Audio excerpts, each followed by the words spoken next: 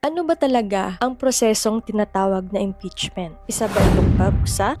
Kapag ba na-impeach ang isang opisyal, ibig sabihin ba nito ay guilty na siya? O isa pa lang bang proseso para malaman ang katotohanan? Alam mo kung minsan kapag naririnig natin ang salitang impeachment, parang napaka-komplikado. Ang daming legal terms, ang daming balita at ang daming magkakaibang opinyon. Pero sa video na ito, kalimutan mo natin ang politika. Isipin natin na parang isang simpleng kwento. Isang kwentong kayang maintindihan kahit ng isang grade 4 student. At kapag natapos na ang video na ito, sisiguraduhin ko sa inyo na mas maintindihan ninyo kung ano ang nangyari ngayon sa kaso ni Vice President Sara Duterte. Hindi base sa ingay ng social media, kundi base sa kung paano talaga gumagana ang proseso. Tara, simulan na natin. Imagine mo, merong isang class president sa school. Pinili siya ng mga estudyante or ng mga kaklase mo dahil naniniwala sila na magiging mabuti siyang leader. Pero isang araw, may ilang estudyante at teachers ang nagsabing, "Teka lang, baka may nagawa siyang mali habang leader siya at kailangan natin itong imbestigahan." Hindi ibig sabihin nun na guilty na siya agad at hindi rin ibig sabihin na tatanggalin siya agad. Ang ibig sabihin lang niyan, suriin natin muna kung totoo ba yung mga paratang. Ano nga ba ang impeachment? Ito yung paraan ng special investigation para sa matataas na opisyal ng gobyerno. Hindi ito para sa ordinaryong empleyado. Ginagamit lang ito sa mga taong may matataas na posisyon tulad ng president, vice president, maestrado ng Supreme Court at iba pang matataas na opisyal. So kapag may nagsabing may malubhang paglabag silang ginawa, hindi lang sila basta-basta matatanggal.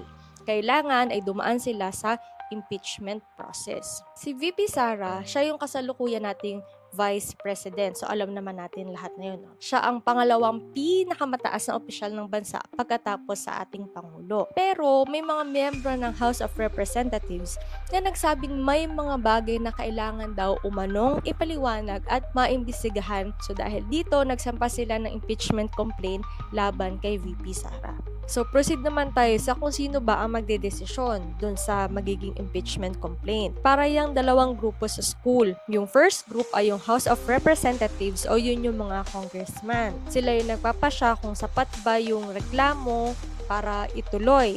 At kapag sinabi nilang, oo, may sapat na basihan, tsaka nila ito ipapasa sa Senado. At the Senate being yung second group, sila naman yung magsisilbing hukuman or judge. Sila yung makikinig sa mga ebidensya, sa mga witnesses, sa mga paliwanag ng kada party. Pagkatapos noon ay boboto sila kung ano yung magiging desisyon. So ano yung mga posibleng mangyari? Option 1, hindi mapatunayan. So kung sa tingin ng mga senador ay kulang ang ebidensya, mananatili si VP Sara sa kanyang pwesto as Vice President. Or option 2, mapatunayan kung sa tingin nila sapat yung mga evidences na inilatag sa kanila nung nagbigay ng impeachment complaint, maari siyang matanggal sa pwesto. Bakit ito mahalaga? Dahil Vice President siya at isa siya sa pinakamataas na leader ng ating bansa. Kaya maraming Pilipino ang nakatutok talaga sa nangyayari. Marami ding nagtatalo tungkol sa dahil iba-iba yung kanilang paniniwala at opinion. Pero of course, hindi naman mawawaglit sa mga pangunawa natin o tayo bilang mga nakatutok sa politics, lalo na yung mga lolo, lola, mga nanay at tatay natin, na sinasabi nila na itong impeachment trial na ito or itong mga complaints na ito ay inihain dahil nga meron silang pinaplano. Gusto nilang manatili sa pwesto for how many years. Pero dahil nga marami pa ring Pilipino ang nagtitiwala at nagmamahal kay VP Sara Duterte dahil siya ay number 1, syempre anak siya ni Tatay Digong or ng dating Pangulong Rodrigo Duterte, at pangalawa, talagang marami ding sumusuporta sa kanya at sa kanilang pamilya. So, hati, merong gusto, of course, yung mga ibang political leanings and political colors, gusto nila na matuloy yun dahil sinasabi di umano na meron ng connivance between the two colors na hindi ko na po babanggitin dahil naririnig nyo naman na. So, yung pinakasimpleng paliwanag lang dito,